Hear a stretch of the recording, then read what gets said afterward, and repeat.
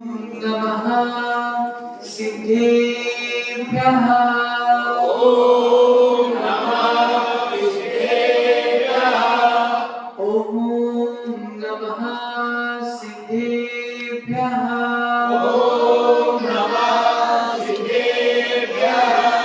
ॐ नमः सिद्धेभ्यः। ॐ नमः सिद्धेभ्यः। वन्दितु सव्यसिद्धे ध्रुवमचल महङ्गैं पते बोच्छामि समयपौढ मृण्मो श्रीकेवली वरिदम्। नमो अरिहन्ताणं नमो सिद्धाणं नमो नमो वैच्छायाणं नमो लोये सव्यसागुणम्।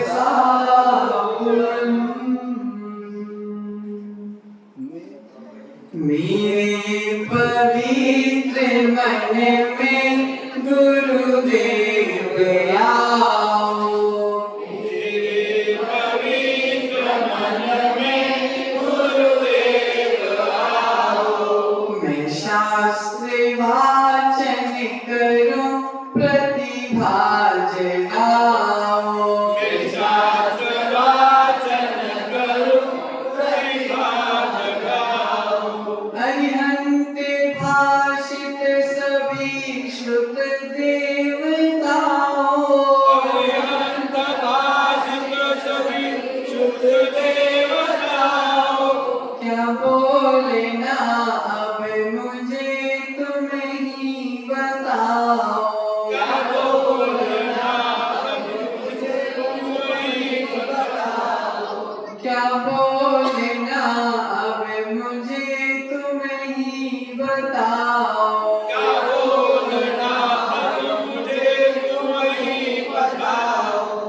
जब अनंत अनंत सिद्ध परमेश्वरी भगवान की जबली देवादिदेव मूलनायक एकनाथ श्री श्यांसनाथ भगवान की जबली देवादिदेव एकनाथ शीतलनाथ भगवान की जबली परम पूज्य आचार्य भगवंत गुरुवर श्री विराज सागर जी महाराज की जबली परम पूज्य वर्तमान भट्टाचार्य आचार्य भगवंत श्री विशुद्ध सागर जी महाराज की जबली दीक्षा गुरुवर आचार्य भगवंत श्री विभव सागर जी महाराज की अहिंसामयी विश्व जैन धर्म की विशुद्ध सागर महाराज की श्री सागर महाराज की सब सागर महाराज की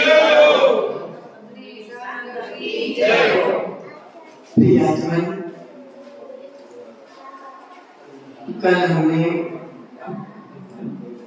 12 भावना की प्रथम भावना अनित्य भावना के विषय में जानने का प्रयास किया।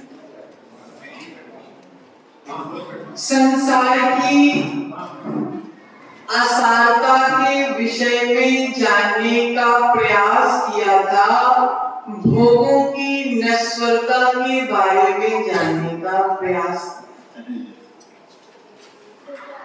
जाना तो था, लेकिन हमने अपनाया कितना वह सर्वज्ञ भगवान को पता है या तुमको पता है।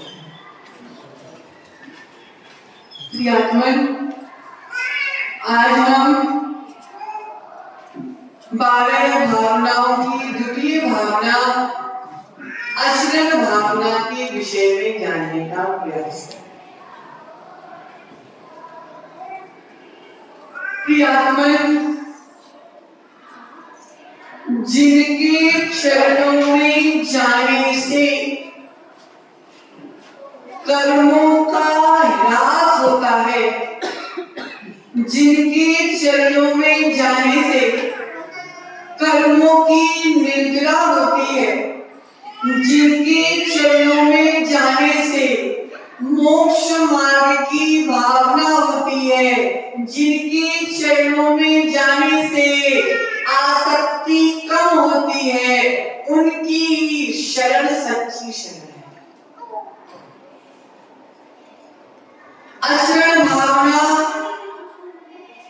हमको स्वाधीन बनाती, पराधीनता से बचाती।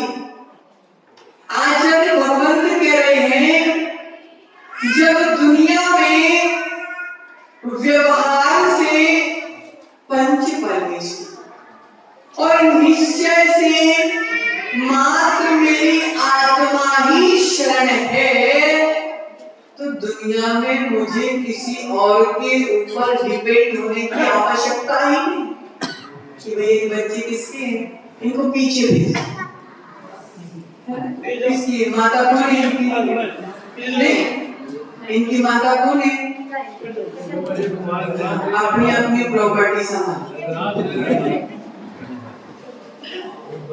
प्रियामन, जब व्यवहार से पंच परमेष्टि और निश्चय से मेरी आत्मा ही मेरी शरण है, तो मुझे किसी दूसरे की चरणों में जाने की आवश्यकता नहीं।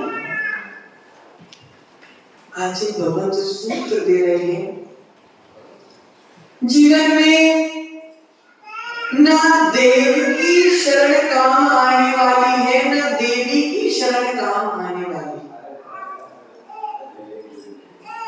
अशोक अंकल,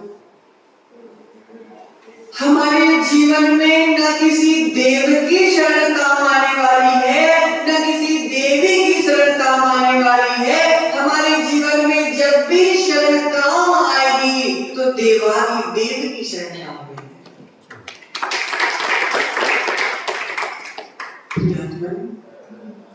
भगवान के द्वारा कही गई जिन वाणी को मानने वाला जीव कभी भटक नहीं सकता, क्योंकि जब रास्ता हमको पता हो तो हम रास्ता से भटकते नहीं। आपका घर मंदिर से 1 किलोमीटर दूर है, घर से मंदिर तक का आने का रास्ता आपको पता है, तो क्या आप कभी घर से मंदिर आते हो तो रास्ता भटकते हो? क्यों नहीं भटकते? क्योंकि हमको रास्ता पता है। प्रियात्मन, जब घर से मंदिर आते हैं तो भटकते नहीं है। क्यों? क्योंकि हमको मंदिर आने का रास्ता पता है।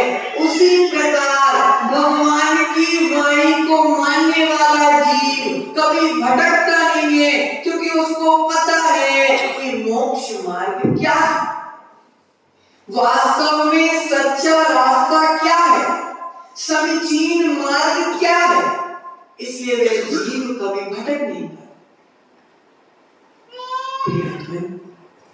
न देव रक्षा करते हैं, न देवी रक्षा करती है, न देवादि देव रक्षा करते हैं।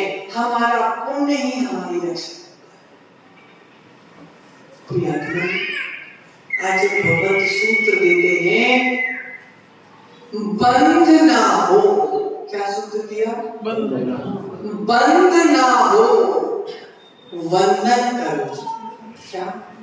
बंध ना करो, वंदन करो। एक जीव मंदिर आया, भगवान की पूजा कर रहा, इस द्रव्य को इस थाली से उस थाली में ट्रांसफर कर रहा, भगवान का अभिषेक चल रहा, लेकिन मन में चल रहा है कि पड़ोसी मेरे से ज्यादा बढ़ ना पाए भगवान, मेरी दुकान उससे ज्यादा चलना चाहिए भगवान, मैं नीचे गिर जाए, मैं ऊपर हो जाऊं। परमेष्टि के चरणों में भी कर्मों को बांध लिया चाहिए। क्या? परमेष्टि के चरणों में रहकर भी कर्मों को बांध लिया, और एक जीव घर में बैठा हुआ है और भगवान की वंदना कर रहा है कि हे भगवान, तेरे जैसे गुण मेरे भीतर प्रकट हो। हे भगवान, मुझे कुछ नहीं चाहिए, मेरे अंत समय में मेरे कानों में तेरा नाम गुंजायमान हो। एक जीव मंदिर में बैठा हुआ है, एक जीव घर में बैठा हुआ है। कर्मों की निजरा कौन कर रहा है? तेज बोलो ना।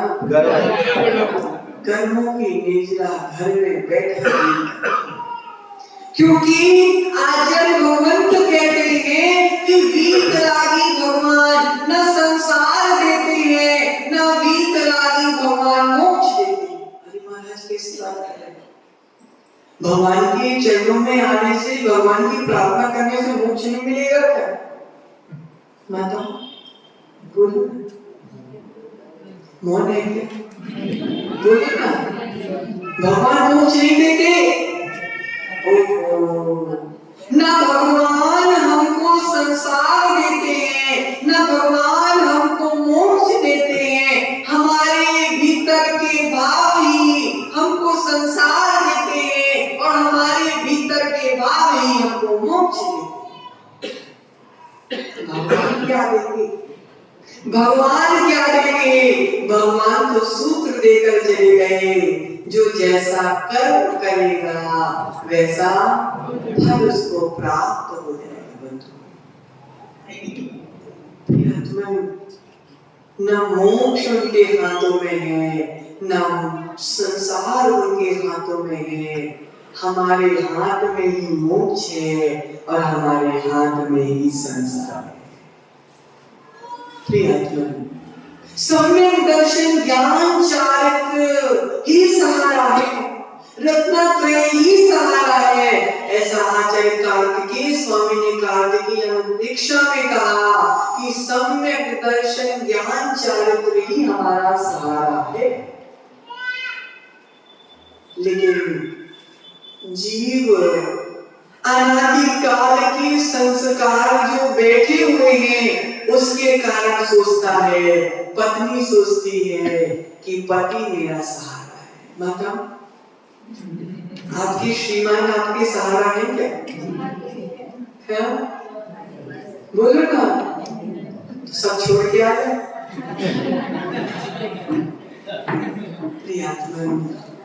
कोई पति को सहारा मानता है, कोई पत्नी को सहारा मानता है, कोई पिता को सहारा मानता है, कोई पुत्र को सहारा मानता है। लेकिन जिनवाई कहती है कि तेरी आत्मा के अलावा तेरा सहारा दूसरा है ही नहीं। जितना समय तू दूसरे के विचार करने में लगा देता है, अगर उतना समय तू निज कल्याण के लिए लगाएगा तो तू भी एक दिन भगवान आत्मा बन जाएगा।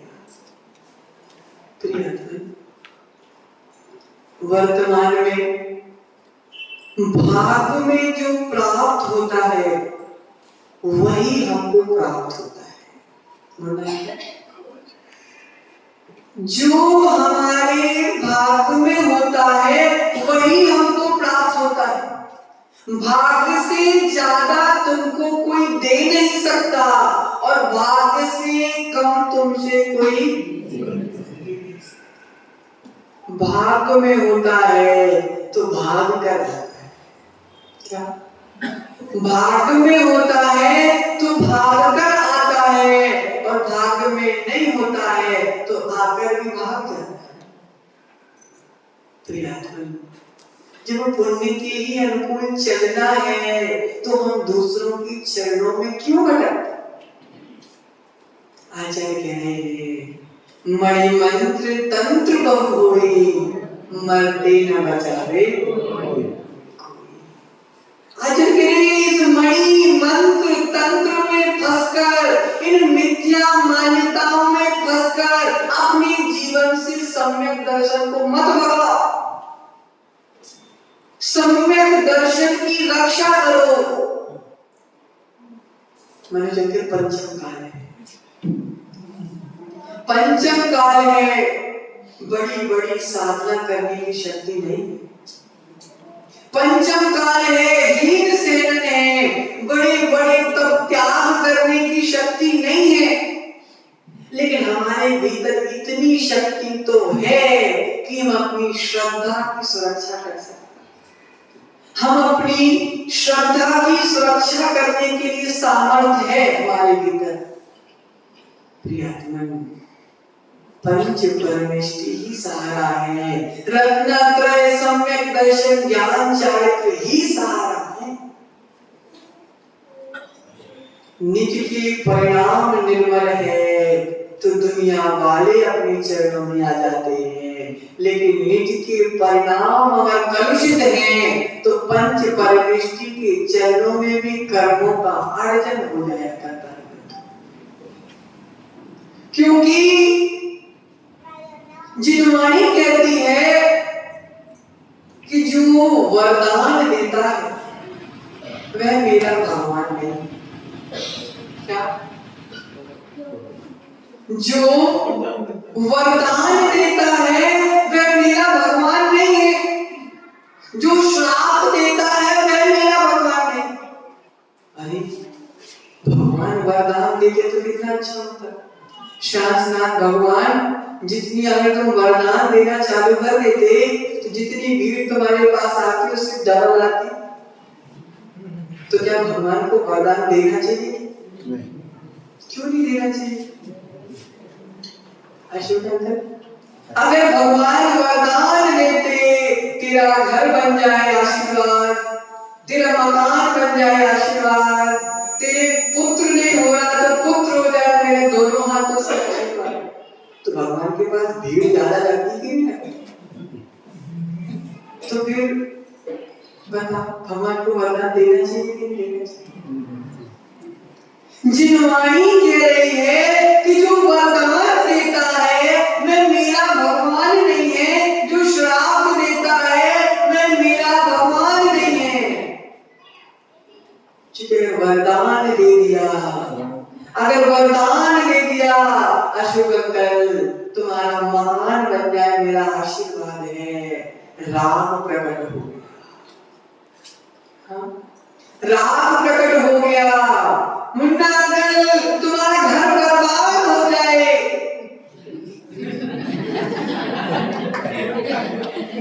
द्वेष उत्पन्न हो गया। अगर हमने वरदान दे दिया तो राग उत्पन्न हो गया, अगर हमने द्वेष दे अगर हमने श्राप दे दिया तो द्वेष उत्पन्न हो गया। न रागी मेरा भगवान है, न द्वेषी मेरा भगवान है, मेरा भगवान वीतरागी हितोपदेशी, जो श्राप देता है, जो वरदान देता है तो मेरा भगवान ही नहीं है। पहली चीज तो मेरा क्या भगवान ही नहीं है, अभी संसारी है। क्योंकि जब तक राग द्वेष है, जब तक संसार है, जब वीतरागता की दृष्टता आ जाती है, जब संसार का अंत हो जाता है। प्रिय जीवन में ज्ञानी को देखो, ज्ञानी सबके बीच में रहते हुए भी सबसे अलग रहता है। ज्ञानी भोगों के बीच में रहकर सबसे अलग रहता है।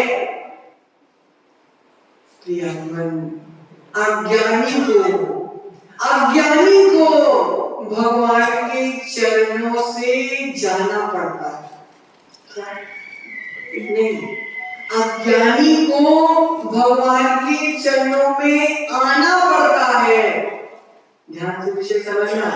बड़ोगिया से माताएं आएंगी। माता, अज्ञानी को भगवान के चरणों में आना पड़ता है और ज्ञानी को भगवान के चरणों से जाना पड़ता है। अज्ञानी क्या, चलो मम्मी बोल रही है तो भगवान के चरणों में मस्तक पटक कर आ जाए, क्योंकि अज्ञानी के भीतर के भाव धर्म के हो नहीं सकते, क्योंकि मिथ्यात्व बैठा हुआ है। तो मिथ्यात्व तत्व को अतत्व साबित करने में लगा रहता है, वे भगवान की वाणी को झूठा साबित करने में लगा रहता है। लेकिन जो ज्ञानी होता है, जो सम्यक दृष्टि होता है, वह कहता है हे भगवान, इस संसार को अब छूटे, आपके चरणों में आते ही जो आनंद मिलता है वह घर में कहाँ है? मुझको जाना पड़ रहा है। हे भगवान, मैं यूं जाता हूँ और यूं कभी ऐसा बोला भगवान से? हे भगवान, जल्दी से पूजा हो जाए, रिश्तेदार आने वाले। हे भगवान, जल्दी से ये काम हो जाए, घर का काम पूरा पड़ा हुआ है। ओहो, घर का काम करते करते अनंत काल बीत गए। संसार के काम करते करते अनंत काल बीत गए। जीवन भर क्यों माता, जीवन रोटी बनाने के लिए मिला है क्या? है? तो क्या कर रहे हो? तो रोटी तो बना, केवल घर गृहस्थी के कार्य करने के लिए जीवन प्राप्त हुआ है क्या? आचार्य कहते हैं ये घर गृहस्थी के काम तो मुझे करना पड़ता है, लेकिन भीतर से तो धर्म करने की इतनी भावना है, इतनी भावना है, लेकिन क्या करें? बच्चों से राग नहीं छूटता, बच्चों के पापा से राग नहीं छूट रहा। बच्चों के पापा जब तक हैं, जब तक तुम्हारा कल्याण नहीं हो सकता। आचार्य कह रहे हैं ज्ञानी सबके बीच में रहकर भी सबसे अलग रहता है। एक जीव ने कमल से बोला, क्यों रे कमल, तू कितना दुर्भाग्यवान है, तेरा भाग्य कितना खराब है कि तेरा जन्म कीचड़ में हुआ। क्या बोला? तू कितना दुर्भाग्यवान है कि तेरा जन्म कीचड़ में हुआ। पीछे से ज्ञानी बोलता है, अरे भैया, भाग्य तो खराब था, जन्म तो कीचड़ में हुआ, लेकिन जन्म के बाद कितना भाग्यवान है कि कीचड़ में रहते हुए भी कीचड़ से ऊपर उठ कर गए। सब में बेटी जीव भी ये तुम्हारे राग द्वेष के कीचड़ में जन्म तो हो जाता है, लेकिन इस कीचड़ में रहते हुए भी कमल के समान ऊपर उठ कर रहता है। प्रियात्मन, किसान यहाँ पे खाद बीज का काम बहुत, किसका काम है खाद का यहाँ पे? कोई नहीं है, सब धंधा कर रहे हैं, सब खाद बीज बेच रहे हैं।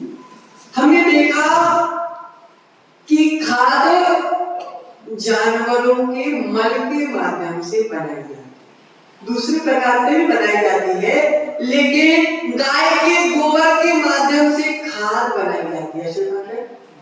अपन खाद बेचते, ये वाली नहीं बेचते, बीज बेचते हैं।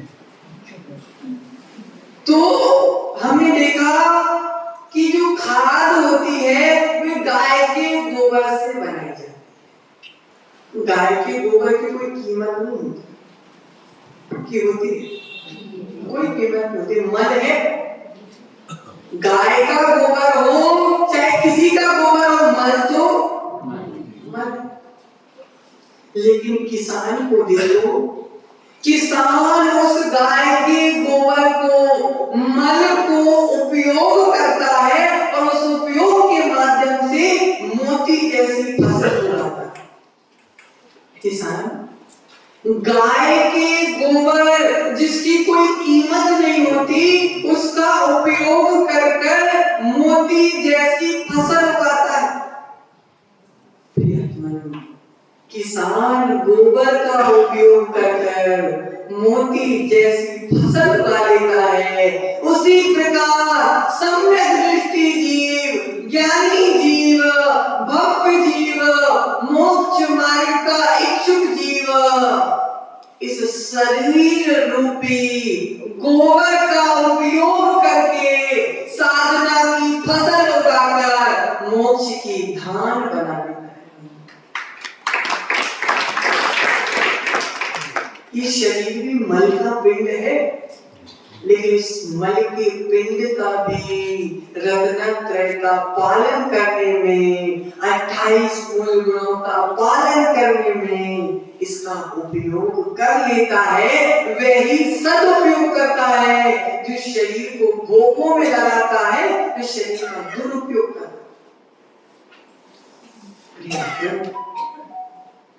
तुम्हारे घर का काम नहीं हो रहा, फलाने बाबा के पास चली माता, वो जो काम रुका हुआ है ना, फलानी जगह अगरबत्ती जला के।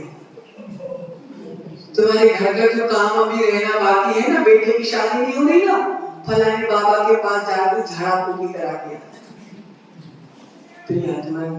काम बताने वाले बहुत मिल जाएंगे माता, काम बताने वाले बहुत मिल जाएंगे, लेकिन जो कर्मों का बंध होगा उसको भोगने वाले तो अकेले हो। कर्मों का जो आश्रय होगा उसको भोगने वाले, झेलने वाले तो अकेले होंगे। संपत्ति का मालिक तो दूसरा हो सकता है, संपत्ति का बंटवारा तो सुशांत के बीच में कर सकते हैं। संपत्ति का बंटवारा तो सुशांत के बीच में कर सकते हो, लेकिन कर्मों का बंटवारा सुशांत से होने वाला नहीं। कर्मों का बंटवारा ना पुत्र कर सकता है ना कोई कर सकता है, कर्मों को तो अकेले भोगना पड़ेगा। अपने सुख दुख को बांट सकते हो, लेकिन बांट नहीं सकते। सुख दुख बता सकते हो, लेकिन बांट नहीं सकते। झेलना तो अकेले को ही पड़ेगा। प्रियात्मन, जब मुझको ही मेरे कर्म झेलना है, जब मुझको ही मेरे कर्म झेलना है, तो ये भगवान मेरे कर्म ऐसे हो कि जब मैं झेलूं तो मुस्कुरा कर झेलूं, रोते रोते नहीं झेलूं। प्रियात्मन, शरण उनकी लेना चाहिए जो सहारा हो। तो आचार्य कह रहे हैं, व्यवहार से पंच परमेष्टि और निश्चय से मेरी आत्मा ही सहारा है। क्योंकि अगर हम अन्य के द्वारे जाएंगे, रागी द्वेषी के द्वारे जाएंगे, तो बहुत सारे नुकसान होंगे। पहला नुकसान समय की बर्बादी, बड़ी बात है। पहला नुकसान समय की बर्बादी, दूसरा नुकसान बुद्धि का नाश, क्योंकि मिथ्यात्व से बुद्धि का नाश हो जाता है। तीसरा नुकसान चारित्र का भ्रष्ट हो जाता है, क्योंकि जब सम्यक दर्शन नहीं होगा तो सम्यक ज्ञान आने वाला नहीं है, और जब सम्यक दर्शन और ज्ञान नहीं होगा तो चारित्र भी सम्यक होने वाला नहीं, तो चारित्र भी भ्रष्ट हो गया। बुद्धि का नाश मतलब सम्यक ज्ञान नष्ट हो गया, सच्ची श्रद्धा का नाश अर्थात सम्यक दर्शन नष्ट हो गया, और अगर चारित्र का नाश हो गया, रत्नत्रय गया। प्रियतम, धर्म का नाश, धर्म का भी नाश, हमारा धर्म का मोक्ष मार्ग का नाश नहीं होने वाला, वो तो अनादि अनिधन है। हमारे जीवन से धर्म का नाश हो गया, अगर हमारे जीवन से धर्म पलायन कर गया, प्रियतम, सुख शांति का नाश, समृद्धि का नाश, सारे जीवन का नाश हो गया। आचार्य कह रहे हैं, अन्य के द्वार में भटकने से, रागी द्वेषी के चरणों में भटकने से समय की बर्बादी होती है, ज्ञान की ह्रास होता है, बुद्धि का नाश होता है, चारित्र भ्रष्ट होता है, सुख शांति समृद्धि चली जाती है, जीवन बर्बाद हो जाता है। लेकिन हे भगवान, हे वितरागी भगवान, आपके चरणों में आने से समय का सदुपयोग होता है, बुद्धि में वृद्धि होती है, चारित्र उज्जवल होता है, सुख शांति समृद्धि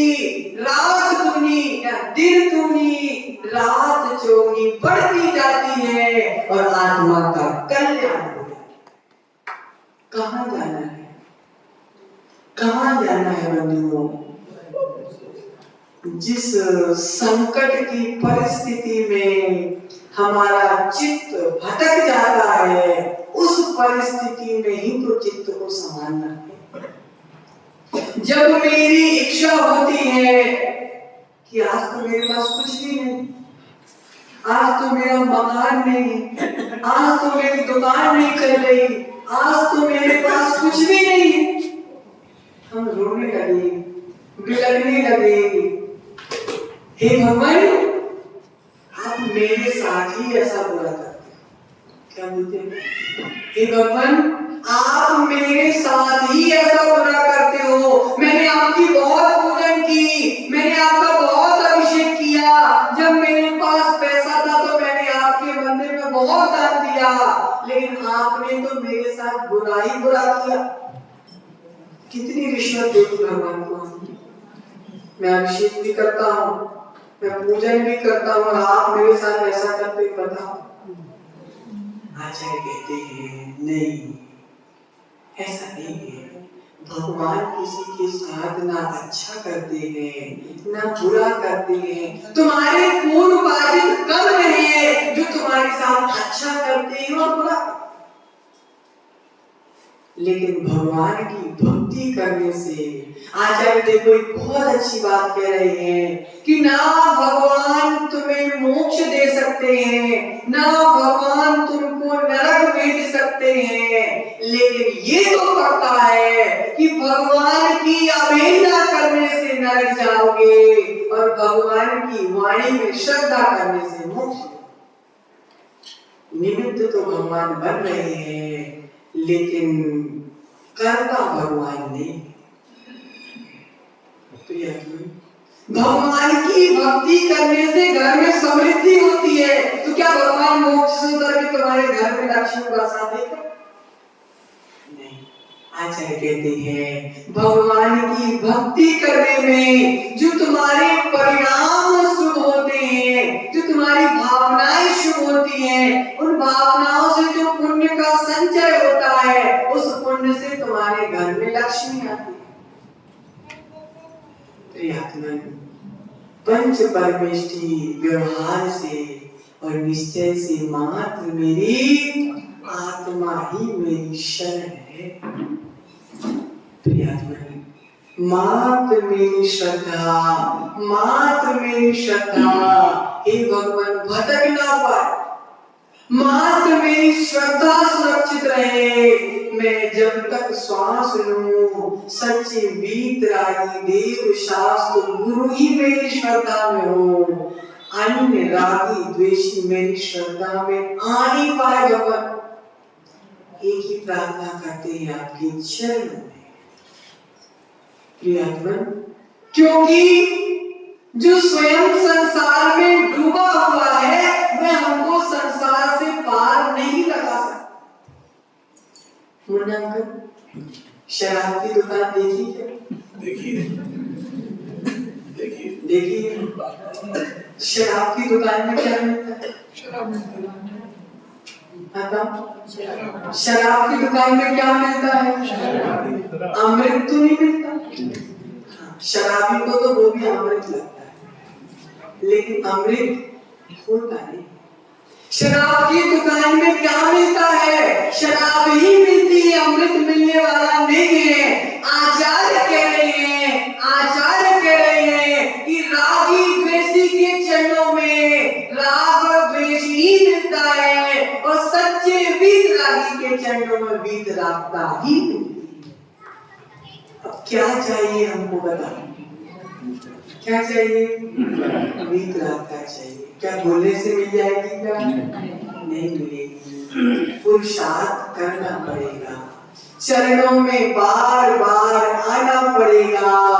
कुएं में रस्सी बार बार बार बार बार बार घिसती है तो पत्थर में भी रस्सी के निशान बन जाते हैं। हे भगवान मैं आपके चरणों में बार बार बार बार बार बार आऊंगा तो कुछ ना कुछ आपकी वीतरागता के परमाणु मेरी आत्मा में भी आ जाएंगे। प्रियतम, क्योंकि सम्यक दर्शन का नाश, सम्यक ज्ञान का नाश, सम्यक चारित्र्य का नाश हो जाएगा और जीवन से रत्नत्रय चला गया तो जीवन से सब कुछ चला गया और जीवन से सब कुछ चला गया, लेकिन रत्नत्रय सुरक्षित है तो जीवन में सब कुछ सुरक्षित है। प्रियतम, वर्तमान की स्थिति तो इतनी विचित्र हो चुकी है। एक बार टीचर ने एक बच्चे से पूछा कि बेटा तुम्हें कौन सी कला आती है? तो बच्चे ने बोला टीचर हम समझ नहीं पाए आपने पूछा क्या? तो टीचर ने फिर से बोला कि बेटा तुमको कौन सी कला आती है? नृत्य कला आती है कि गायन कला आती है? तो बच्चे ने बोला सर न मुझको नृत्य कला आती है न मुझे गायन कला आती है, वो तो पीछे सीट में बैठी मुझे तो शशि कला पसंद आती है। क्या बोला उसने? मुझे तो वो पीछे सीट में बैठी शशि कला पसंद आती है। मंदिर चले, अभी कपड़े अच्छे नहीं है। क्या? मंदिर चले, अभी कपड़े अच्छे नहीं है, अभी अशुद्ध कपड़ों में है। चलो भैया होटल चलते, बस 2 मिनट कपड़े बदल के आता। स्थिति है कि नहीं? सत्य बोलना, स्थिति है कि नहीं? मंदिर के लिए कपड़े अशुद्ध हो गए और होटल के लिए 2 मिनट में कपड़े बदल के आते। काश तुमने मंदिर के नाम पर कपड़े बदल लिए होते तो इस संसार में अलग अलग कपड़े नहीं बदलने पड़ते। आचार्य कह रहे हैं, कठोर शब्दों में कह रहे हैं, 3 शब्दों में कह रहे हैं, शरीर का आनंद लेना है तो कपड़े उतारने पड़ते। कठोर शब्द है, शरीर का आनंद लेना है मुन्ना अंकल कपड़े उतारने पड़ते हैं, आत्मा का आनंद लेना तो भी कपड़े उतारने पड़ते। आत्मा का आनंद लेना कपड़े उतारना नहीं सकता। तो ये आत्मा नदी में उतरना है, नदी में नहाना है तो कपड़े उतारने पड़ते हैं, नदी में डुबकी लगाना है तो कपड़े उतारने पड़ते हैं, आत्मा में डुबकी लगाना है तो कपड़े उतारने पड़ते हैं। आचार्य भगवंत आचरण भावना के माध्यम से कह रहे हैं कि मत भटको जीवो, कहां तुम हीरा छोड़कर लोहे के पीछे भाग रहे हो? कहां तुम हीरा छोड़कर लोहे के पीछे भाग रहे हो? कहां तुम वीतरागी को छोड़कर रागी द्वेषी के चरणों में भाग रहे हो? कोई नहीं निभाने वाला। आत्मा के शुभ परिणाम ही तुम्हारा साथ निभाएंगे और आत्मा के अशुभ परिणाम ही तुमको संसार में भटकाएंगे। इसलिए जितना पुरुषार्थ रागी द्वेषी के चरणों में जाने का कर रहे हो, उतना पुरुषार्थ वीतरागी प्रभु के चरणों में कर लेना। तुम भी एक दिन तीर्थंकर जिनेश जैसी आत्मा बन जाओ। हमारी आत्मा संसार में भटक रही है, लेकिन हमको अपनी आत्मा को संसार में नहीं भटकाना। हमको तो अपनी आत्मा को सिद्ध शिला पर बैठाना है। कहाँ बैठाना होगा? सिंहासन पे बैठना है क्या? छत्र चमर जैसी विभूतियां, समम शरण जैसी विभूति चाहिए, वो भी भगवान मांगते नहीं हैं। उनके तप के प्रभाव से कर्मों के क्षय होता है और कर्मों का क्षय होने के पश्चात कितने कर्मों का होता है? 4 कर्मों का होता है और समम रच जाता है। प्रियतम, हमने छोटी छोटी संपत्ति के पीछे अपनी आत्मा रूपी संपत्ति को ध्यान ही नहीं दिया। तुम्हारे पास कितनी संपत्ति होगी? इतनी सी इधर-उधर हो जाए मन व्याकुल हो जाता है। धन्य हो तीर्थंकर, 6 खंड के राजा, सब कुछ थूक दिया, वमन कर दिया। जो वमन कर दिया उसको वापस ग्रहण नहीं किया जाता। लेकिन देखो तीर्थंकर शांतिनाथ तीर्थनाथ तीर्थंकर चक्रवर्ती कामदेव, तुम्हारी संपत्ति उनसे ज्यादा है क्या? क्या है? तुच्छ नहीं है। लेकिन हम इतनी की संपत्ति को, इतनी सी संपत्ति के पीछे इतना समय बर्बाद कर रहे हैं जितना समय हम आत्मा के कल्याण में लगा सकते हैं।